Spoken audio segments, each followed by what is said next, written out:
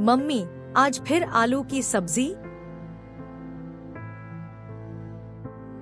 हाँ बेटा, तुम्हारे पापा को भी आलू पसंद थे और तुम्हारे भाई भी बस आलू ही खाते हैं।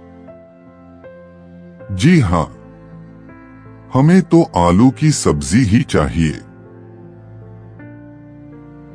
आप सबने देखा, ये तो आलू खाते खाते खुद आलू जैसे हो गए हैं।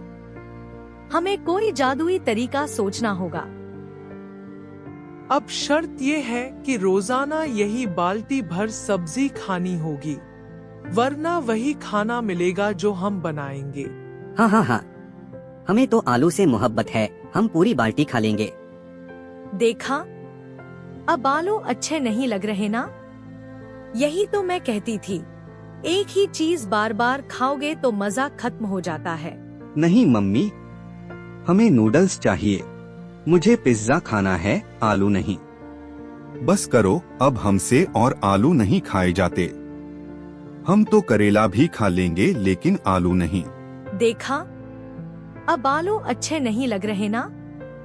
यही तो मैं कहती थी, एक ही चीज बार बार खाओगे तो मजा खत्म हो जाता है। हेल्दी खाओ, हैप्पी रहो।